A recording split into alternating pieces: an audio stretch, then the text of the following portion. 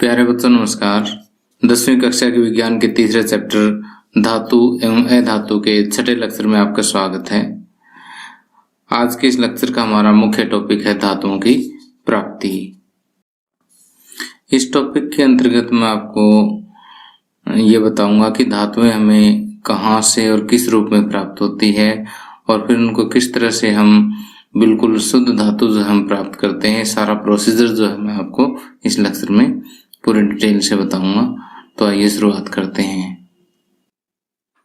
तो सबसे पहले मैं आपको ये बताता हूं कि धातुओं का मुख्य स्रोत क्या है। धातुओं का मुख्य स्रोत क्या है, कहाँ से प्राप्त होती है। तो पृथ्वी की जो भूपर पट्टी होती है, यानी जो सबसे ऊपरी जो सतह होती है, वहां से हमें मैक्सिमम धातुएं जो है वो प्राप्त होती है। इसके अलावा समुद्री जल है, समुद्री जल जो है वहां पर भी हमें कुछ धातुओं के लवण जो है, जैसे सोडियम क्लोराइड है और मैग्नीशियम क्लोराइड है, इस तरह से हमें प्राप्त होते हैं। लेकिन जो मेन सोर्स है इसका धातुओं को क्या है, पृथ्वी की भूपर पट्टी ही है। अब पृथ्वी की भूपर पट्टी पर प्राकृतिक रूप से जो हमें तत्व मिलते हैं या फिर जो यौगिक मिलते हैं धातुओं के, उनको हम क्या कहते हैं, उनको हम खनिज कहते हैं। अगर मान लीजिए पूछ भी लिया जाए कि खनिज क्या होता है, तो हम ये कहेंगे कि पृथ्वी की भूपर पट्टी पर प्राकृतिक रूप से पाए जाने वाले तत्व या यौगिक जो क्या कहलाते हैं, खनिज कहलाते हैं। अब देखिए कि कुछ खनिज ऐसे होते हैं जिनमें जो धातुओं की मात्रा होती है वो काफी ज्यादा होती है। अगर धातुओं की मात्रा काफी ज्यादा होगी तो वहां से सिंपल सी बात है कि धातुएं निकालना जो है वो काफी लाभदायक होगा। तो ऐसे खनिज जहां से धातु निकालना लाभदायक होता है, ऐसे खनिज जो है वो क्या कहलाते हैं, ऐसक कहलाते हैं। क्या कहलाते हैं, ऐसक। अब देखिए लेक्चर की स्टार्टिंग में मैंने आपको दो परिभाषाएं बताई, खनिज और ऐसक। खनिज क्या होता है, मैंने पृथ्वी की भूपर पट्टी में प्राकृतिक रूप से पाए जाने वाले तत्वों या यौगिकों को क्या कहते हैं, खनिज कहते हैं। और दूसरा मैंने बताया कि कुछ स्थानों पर खनिज में विशेष धातु जो है काफी अधिक मात्रा में होती है, जिसमें से धातु निकालना क्या होता है, लाभकारी होता है। और ऐसे खनिज क्या कहलाते हैं, ऐसक कहलाते हैं। अब देखिए खनिज और ऐसक की परिभाषा के बाद मैं आपको ये बताता हूँ कि विभिन्न प्रकार की धातुएं जो है वो किस रूप में हमें भूपर पट्टी पर अवेलेबल होती है। अगर इस चीज को हम अभिक्रियाशीलता श्रेणी के हिसाब से समझे तो बहुत ही आसान रहेगा। धातुओं की अभिक्रियाशीलता श्रेणी आप पहले चैप्टर में बहुत अच्छी तरह से समझ चुके हैं। इसके अलावा दूसरे चैप्टर में भी हमने इसका एक बार जिक्र किया था। तो उम्मीद करता हूं कि धातुओं की जो अभिक्रियाशीलता श्रेणी है वो आपको अच्छी तरह से याद होगी। तो अगर याद नहीं है तो सामने स्क्रीन पर आपके लिए लिखी हुई है मैंने, potassium, sodium, calcium, magnesium, aluminium, zinc, iron, lead, copper और मरकरी, गोल्ड वगैरह जो है ये अभिक्रियाशीलता श्रेणी है। हो सकता है मैंने पहले चैप्टर में कुछ मेटल्स इसमें और भी बताई हो, लेकिन एक बार मैं समझाने के लिए इतने ले रहा हूँ। ओके, अब ये देखिए कि अभिक्रियाशीलता श्रेणी में जो धातुएं सबसे नीचे आती है वो आपको पता है कि बहुत ही कम रिएक्टिव है, बहुत ही कम अभिक्रियाशील है। बहुत ही कम अभिक्रियाशील है तो ये प्रकृति में स्वतंत्र अवस्था में पाई जाती है।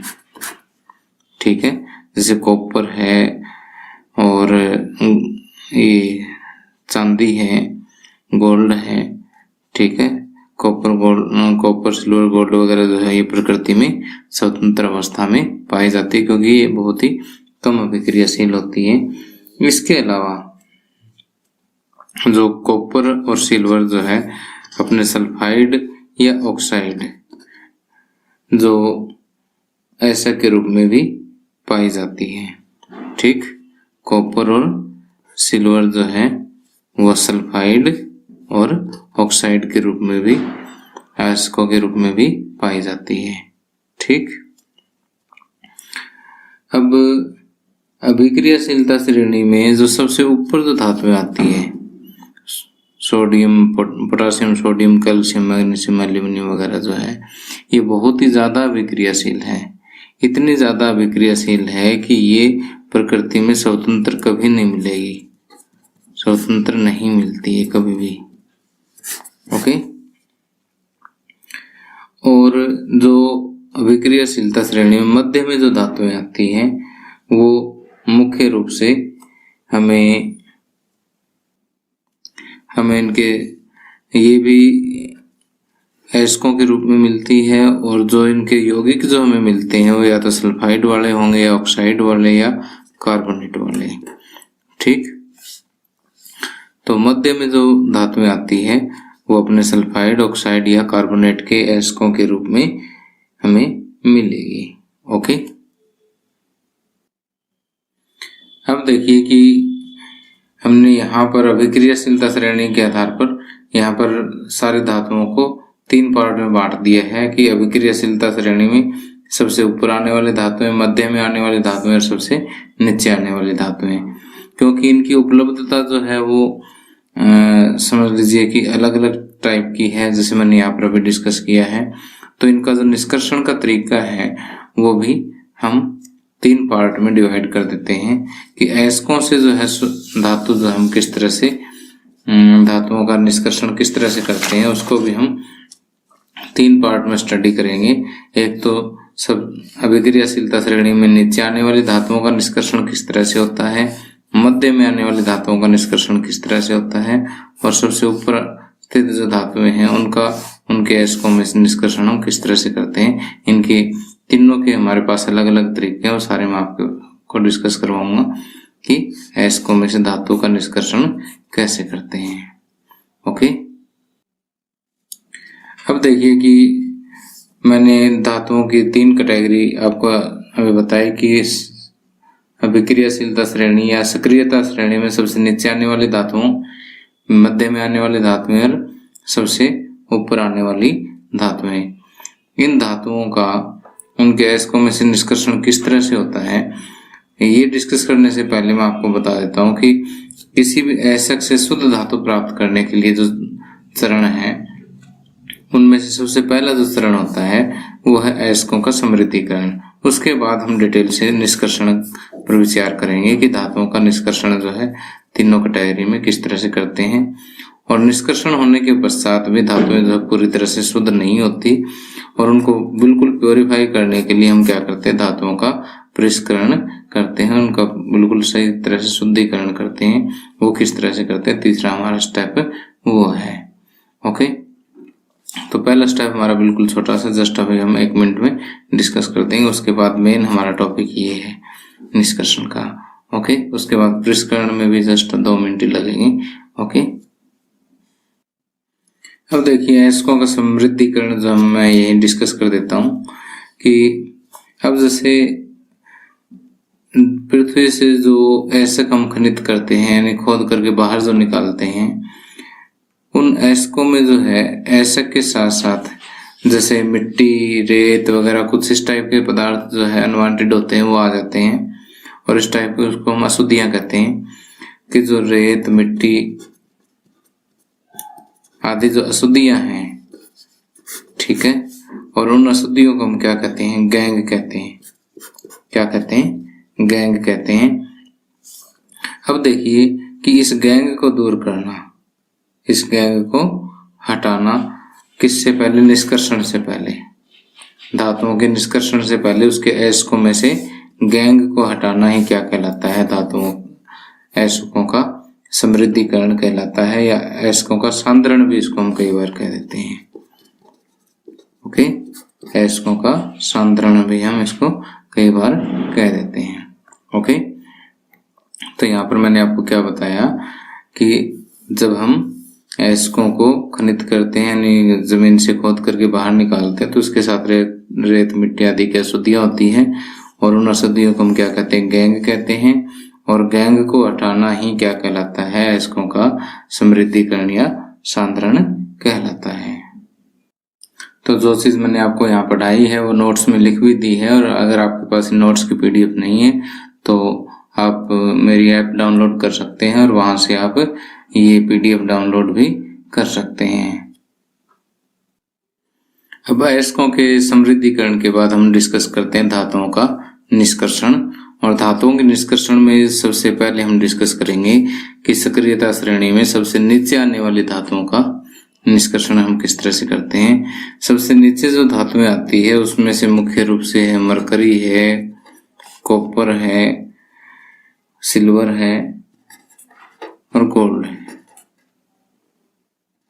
ओके, तो इनमें से सिल्वर गोल्ड तो मुख्य रूप से स्वतंत्र अवस्था में मिलती है, बाकी सल्फाइड या ऑक्साइड और कुछ कई बार जो सिल्वर भी इसके सल्फाइड के रूप में हमें और ऑक्साइड के रूप में मिलती है। तो चलो हम इसको डिस्कस कर लेते हैं कि जो इनके सल्फाइड या ऑक्साइड जो ऐसे हमें मिलते हैं उनको जस्ट सिंपल गर्म कर दो, आप उसका भर्जन कर दो, ठीक है, तो हमें शुद्ध धातु जो प्राप्त हो जाती है। कैसे कि जैसे मेरे पास मान लीजिए कि ये सीने बार है मरकरी का, यानी पारे का एक ऐसक है,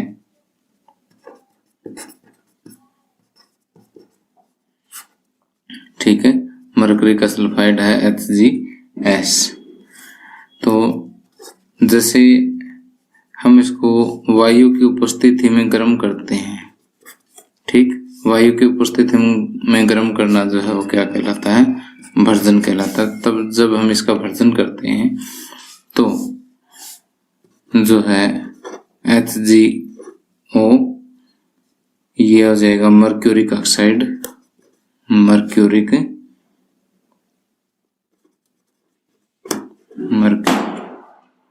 ऑक्साइड। ओके, ये क्या HgO ये क्या बनेगा, मर्क्यूरिक ऑक्साइड बनेगा, प्लस सल्फर और ऑक्सीजन मिलकर के सल्फर डाई ऑक्साइड बना लेंगे। ओके, अब देखिए जब हम इसको बैलेंस करेंगे तो अब देखिए जब इनको हम बैलेंस करते हैं तो यहाँ पर 2 2 3 और 2 लग जाएंगे। देखिए इसकी बैलेंसिंग मैं आपको फर्स्ट चैप्टर में अच्छी तरह से समझा चुका हूँ, फिर भी कोई दिक्कत हो तो मुझे कमेंट करके बताइएगा। ओके, और देखिए कि जैसे इसको और ज्यादा गर्म करेंगे तो क्या होगा, HgO जब इसको हम और ज्यादा गर्म करेंगे सिंपली तो क्या होगा कि ये ऑक्सीजन भी यहाँ से हट जाएगी, इसका भी क्या हो जाएगा, अपचयन हो जाएगा, यहाँ से ऑक्सीजन रिमूव हो जाएगी। क्या प्राप्त हो जाएगा, Hg हमें प्राप्त हो जाएगा, मरकरी प्राप्त हो जाएगा और ऑक्सीजन यहाँ से रिमूव हो जाएगी। ठीक, तो ये आपको जो है मरकरी मिल जाता है, या पारा जिसको हम कह सकते हैं, पारद भी बोल देते हैं इसको। जब बैलेंस करोगे तो यहाँ पर 2 2 लग जाएगा। ओके, तो कहने का मतलब ये है कि जो सक्रियता श्रेणी में सबसे नीचे जो धातुएं आती हैं उनका अगर हमारे पास सल्फाइड एसिड है तो उसका भर्जन कर दीजिए, वायु की उपस्थिति में उसको गर्म कर दीजिए। ठीक है, आपको ऑक्साइड प्राप्त हो जाएगा, ऑक्साइड फिर से गर्म हो जाएगा, उसी अभिक्रिया के दौरान भी हो जाता है, तो ऑक्साइड जो है वापस शुद्ध धातु में जो है वो चेंज हो जाता है। तो इसी तरह से मैं आपको जो है कॉपर का एग्जांपल लेकर के दिखाता हूँ कि ये हमारे पास CO2 कॉपर का सल्फाइड है, इसको वायु की उपस्थिति में आप इसका तापन कर दीजिए, गर्म कर दीजिए, इसको Cu2O कॉपर ऑक्साइड मिल जाएगा आपको, plus sulphur dioxide, same to same उसी तरह की अभिक्रिया चल रही है। ठीक, जब बैलेंस करेंगे तो ये 2 3 2 2 लग जाएगा। ओके,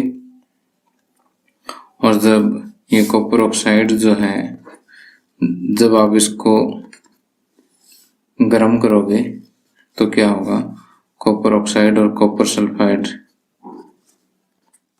देखिए कि सारा ऑक्साइड एकदम से सल्फाइड एकदम से तो ऑक्साइड में चेंज होगा नहीं। अब जैसे इसी अभिक्रिया के दौरान जो है कुछ कॉपर सल्फाइड जो है वो कॉपर ऑक्साइड में चेंज हो गया। अब जो कॉपर ऑक्साइड बना और कॉपर सल्फाइड जो पड़ा वो भी आपस में रिएक्ट हो जाएगा और क्या बना देगा, कॉपर प्लस सल्फर डाइऑक्साइड बना देगा। ओके, तो यहाँ से हमें शुद्ध कॉपर जो है वो प्राप्त हो जाता है। या इस तरह से हम ये कह सकते हैं कि कॉपर जो यहाँ से एक्सट्रैक्ट हो गया। इसी तरह से अभिक्रियाशीलता श्रेणी में जो सबसे नीचे जो धातुएं आती हैं उनके सल्फाइड को या ऑक्साइड को आप सिंपली गर्म कर दीजिए वायु की उपस्थिति में, तो आपको वहां से क्या प्राप्त हो जाएगा, वो धातु प्राप्त हो जाएगी। अब आइए डिस्कस करते हैं कि सक्रियता श्रेणी में मध्य में स्थित धातुओं का निष्कर्षण हम किस तरह से करते हैं। अब देखिए हमारे पास आयरन है, जिंक है, लेड है, कॉपर वगैरह, ये मध्य में स्थित होती है धातुएं। ओके, अब देखिए कि कॉपर है, जिंक है, लेड वगैरह, ये कुछ एक धातुएं जो है अभिक्रियाशीलता श्रेणी में मध्य में स्थित होती हैं। अब ये धातुएं जो है स्वतंत्र अवस्था में नहीं मिलती, आपने डिस्कस किया ही था पहले। तो ये किस तरह से मिलती है हमें, या तो इनके सल्फाइड के रूप में हमें मिलेगी, या फिर ऑक्साइड के रूप में मिलेगी, या फिर कार्बोनेट के रूप में मिलेगी। ठीक, तो सल्फाइड, ऑक्साइड या कार्बोनेट के रूप में हमें ये धातुएं मिलती हैं। लेकिन धातुओं को निकालना जो है सबसे आसान कौन से अयस्कों में से होता है, ऑक्साइडों में से निकालना सबसे आसान होता है। अगर किसी धातु का अयस्क जो है वो ऑक्साइड के रूप में हो तो वहां से धातु निकालना सबसे आसान होता है। इसलिए हम सल्फाइड को भी किस में चेंज करना चाहेंगे, ऑक्साइड में। कार्बोनेट को भी किस में चेंज करना चाहेंगे, ऑक्साइड में। तो सल्फाइड को ऑक्साइड अयस्कों में चेंज करने के लिए हम इसको वायु की उपस्थिति में गर्म करते हैं, वायु की उपस्थिति में। ठीक, किस लिए गर्म करते हैं एक बार फिर से बताएंगे कि इन धातुओं के सल्फाइड अयस्कों को ऑक्साइड में बदलने के लिए इन धातुओं के अयस्कों को वायु की उपस्थिति में गर्म करते हैं। और ये जो क्रिया है वायु की उपस्थिति में गर्म करने की, इसको हम कहते हैं भर्जन। क्या कहते हैं, भर्जन। और अगर कार्बोनेट अयस्कों को ऑक्साइड में चेंज करना हो तो वायु की जो मात्रा है हम लिमिटेड से रख देते हैं, सीमित वायु में। किसमें, सीमित वायु की उपस्थिति में, यानी उसको वायु बहुत ही कम देंगे। ठीक, सीमित वायु की उपस्थिति में कार्बोनेट अयस्कों को गर्म करना ताकि किसमें चेंज हो जाए, ऑक्साइड में चेंज हो जाए। ये जो प्रोसेस है, ये जो प्रक्रिया है, इसको हम कहते हैं निस्तापन। क्या कहते हैं, निस्तापन। तो देखिए यहां से बहुत ही इंपॉर्टेंट क्वेश्चन निकलता है कि भर्जन क्या होता है और निस्तापन क्या होता है। तो आप सिंपली बताएंगे कि धातुओं के सल्फाइड अयस्कों को ऑक्साइड अयस्कों में बदलने के लिए इनको वायु की उपस्थिति में गर्म किया जाता है, और ये प्रक्रिया क्या कहलाती है, भर्जन कहलाती है। और कार्बोनेट अयस्कों को ऑक्साइड अयस्कों में बदलने के लिए सीमित वायु की उपस्थिति में कार्बोनेट अयस्कों को गर्म किया जाता है, और ये प्रक्रिया जो है क्या कहलाती है, निस्तापन कहलाती है। अब आइए मैं आपको उदाहरण देके समझाता हूँ। जैसे हमारे पास जिंक सल्फाइड है, ठीक, सल्फाइड अयस्क है, तो हम इसको वायु की उपस्थिति में गर्म करेंगे। वायु की उपस्थिति का मतलब यहाँ पर ऑक्सीजन है और इसका तापन कर देंगे। ऑक्सीजन की उपस्थिति में तापन जो है क्या कहलाता है, भर्जन कहलाएगा। ओके, तो ये बन जाएगा zinc oxide plus sulphur dioxide. Okay, balance तो हम कर ही लेंगे इनको, 2 3 2 2। ओके, अब ये था हमारे पास सल्फाइड अयस्क, तो हमने इसको वायु की उपस्थिति में गर्म कर दिया। और अगर हमारे पास होता कार्बोनेट ZnCO3, तो मैं इसको क्या करता, सीधा ही तापन कर देता। वायु की उपस्थिति हम इसको ज्यादा नहीं देते। अगर लिमिटेड सी देंगे तो यहाँ पर ऑक्सीजन इस कंपाउंड के लिए नहीं मिलेगी। ओके, तो क्या होगा, जिंक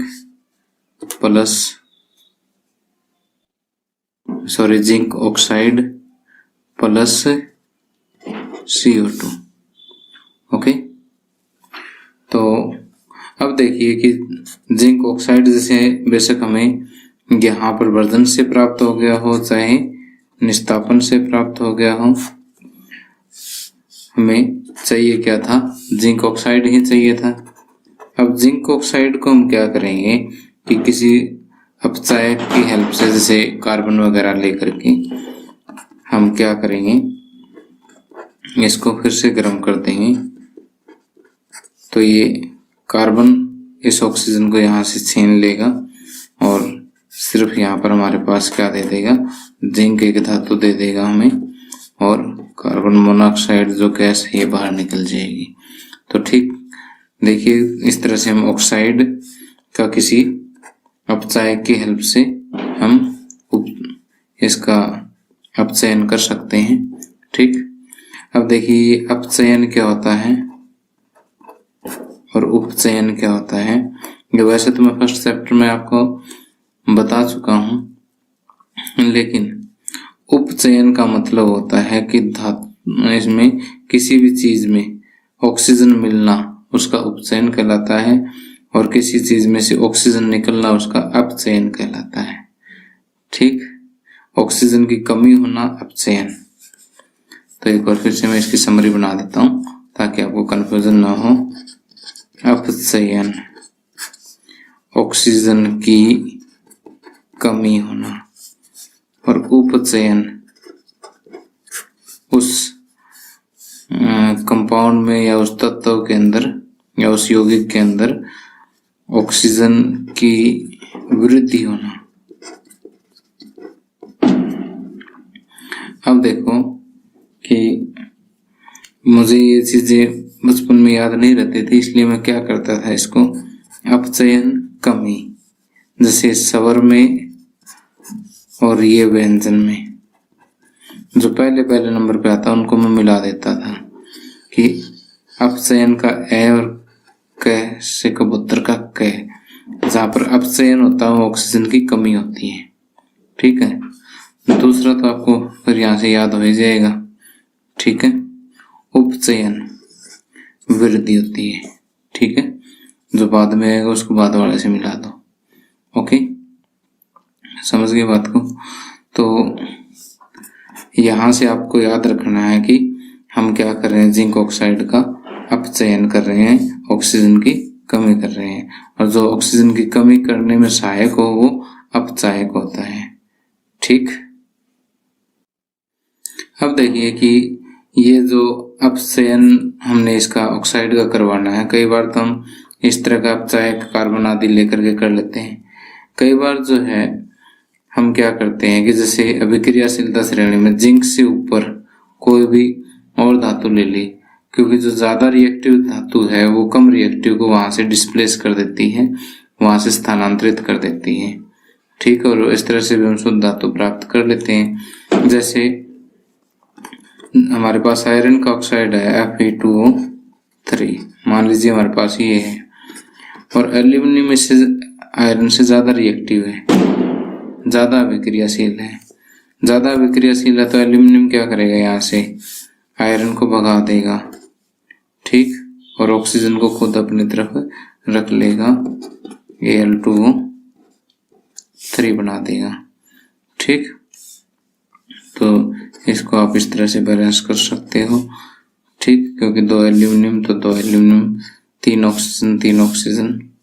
ठीक है, और 2 आयरन इधर 2 आयरन। ओके, बैलेंसिंग आप कर ही लोगे। तो इस तरह का जो प्रोसेस है जिसमें आयरन के ऑक्साइड में से आयरन जो है वो एल्यूमिनियम की हेल्प से हम अलग कर सकते हैं। तो ये जो अभिक्रिया है इसको हम कहते हैं थर्मिट अभिक्रिया। बहुत ही इंपॉर्टेंट है ये। ठीक है, अब थर्मिट अभिक्रिया जो है एक ऊष्माक्षेपी अभिक्रिया है। कैसी है? ऊष्माक्षेपी। ऊष्माक्षेपी का मतलब है जिसमें से ऊष्मा निकलती है, ऊष्मा निकलना, बहुत ज्यादा ऊष्मा निकलना। ठीक।